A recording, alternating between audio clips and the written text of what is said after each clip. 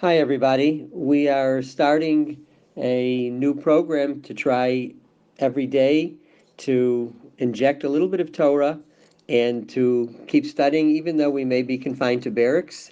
That doesn't mean we can give up, certainly not on the Torah and on learning. So I'm going to try each day to, whenever possible, to do a little bit of halacha and also a little bit of hashkafa, of philosophy. So today I want to begin with this week's Torah reading, which includes what we call Parshat Chodesh. This is the fourth of the special parshiot that are read at this time of the year. Parshat Zachor we read before Purim. We had Parshat Shkalim. Parshat Parah was last week, and now we're having Parshat Chodesh. We're going to read the special section in the 12th chapter of Shemot in Parshat Bo, talking about the declaration of God to declare Nisan as the first of the Jewish months. This is a little bit confusing because we know that the world was created in the month of Tishrei. As some of us have learned, if you take the letters of Bereshit and unscramble them, you come out with Aleph Be Tishrei, the first of Tishrei. Nevertheless, though the Torah was indeed created in Tishrei on the first, and that's why we say on Rosh Hashanah, we talk about the birthday of the world.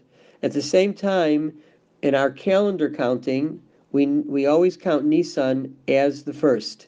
So when you have something occurring in month 3, let us say, when the Torah says Chodesh HaShlishi, that's going to be Sivan, Nisan Iyar Sivan.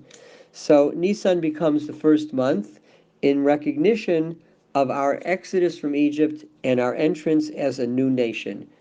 Therefore, to commemorate that event, we declared as if the world or history started anew in the month of Nisan. The pasuk reads, "Hachodesh hazeh lachem." This shall be the first. This shall be for you Rosh Chadashim, the head of the months. Rishon hu lachem l'chadshei hashana. It's a bit repetitive and repeats a bit over and over the idea of chadash. We want to convey an idea there that not only is this a new start to the calendar, but also the idea of the new moon. At one time, you know that we are a people that our calendar goes by the moon. It's a lunar calendar, as opposed to most of the nations that use a solar calendar. We actually have a bit of a combination since the lunar calendar is shorter by 11 days, 354 days in the lunar year, 365 and change in the solar year. We have to be careful that we make sure that we stay in consonance with the seasons. Since we're losing 11 days a year, in other words, this year, Rosh Chodesh Nisan is going to come out on the 26th of March, but by next year, it'll be 11 days earlier, so it would come out on March the 15th. So in order to compensate for the loss of the 11 days each year, we have a calendar that 7 out of every 19 years becomes a leap year with an extra month of Adar. At one time, this was done year by year with personal adjudication, with witnesses who declared this is going to be a new month. However, there came a time when the calendar had to be fixed. It actually occurred in the year 4119 of the Hebrew calendar, 358 of the Common Era, when Hillel II fixed the calendar so that it would be set for all time. But the idea represented here, at least when the months were determined on the basis of witnesses by the court, by the Sanhedrin, it illustrates this idea that's expressed in the words HaChodesh Hazeh Lachem. This shall be the first of the months to you. What does Lachem to you mean? It has really a double meaning. On the one hand, it means that you are no longer slaves, says God. In Egypt, you were not the masters of your own schedule, of your own time. Now you are free.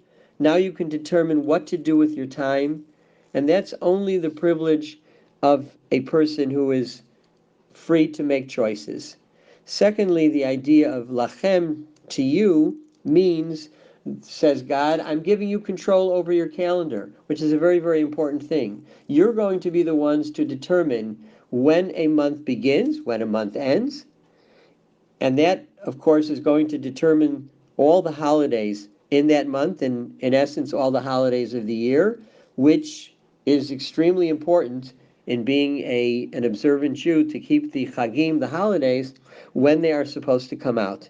So that was given to us, Lachem, and that's why we say in the Kiddush that we recite the evening of the holidays, the blessing is Mekadesh Yisrael v'hazmanim. In a sense, God sanctified Israel, and then the Zmanim, the special times of the holidays, which we have the prerogative to fix in our control of the calendar. The idea of Chodesh is also important because it's connected to the word Chadash, new. And as we've noted, our calendar is a lunar calendar. The world primarily has a solar calendar. Chadash connects to the word new, as in Chodesh, but also the solar calendar connects to Shana, which is akin to Shena, or old. In other words, the solar calendar the nations use is a fixed calendar representing the fact that nations of the world will be established, will exist for a certain period of time, and then at some point, like the sun, like a sun, which is a star, it is not infinite, it will die, indicating these nations will have their moment in the sun, and then they will be gone. The great empires, be they Egypt, Rome, Greece, Media, Persia, on and on, they exist for a period of time, and then when they're gone, they're gone. The glory that was Rome is of another day, as the song goes. But Israel is different. Israel's a lunar calendar. It is connected to the Chodesh, month, or Chadash, new. It is always in renewal. The moon will go through a period of waxing and waning. Sometimes it will be just a small sliver in the sky. Other times, however, it will be full, right, at the time of the full moon. And this indicates our history. There are times that we go through great difficulty and we almost seem to disappear. The Shoah would be one of those times when it almost looks like perhaps we would be gone forever. But inevitably, like the moon, we will come back to a fuller strength. This is God's promise to us, and this is why the moon is of special significance to us. And declaring Nisan as the first of the months indicates that just as we had reached a very, very low stage when we were slaves in Egypt, perhaps almost approaching disappearance, nevertheless, we came back, we were liberated in the month of Nisan, and we regained our strength and fullness, which is why the majority of opinion says that ultimately our Geula Shlema, our final redemption, will come in the month of Nisan. But this concept of renewal, indicated by the moon and by this Parshat HaChodesh, is of course very significant for us now, because we're going through a very dark period on a worldwide level, fighting this epidemic, this pandemic of corona.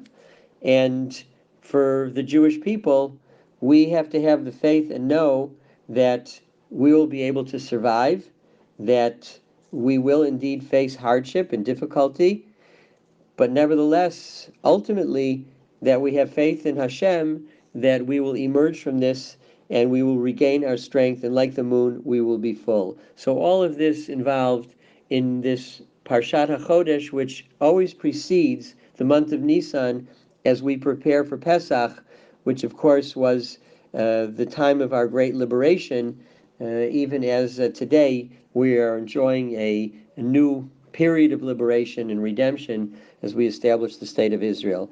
Everybody stay healthy, and we'll be back soon with more halacha and hashkafa relating to Pesach. Shalom uvracha.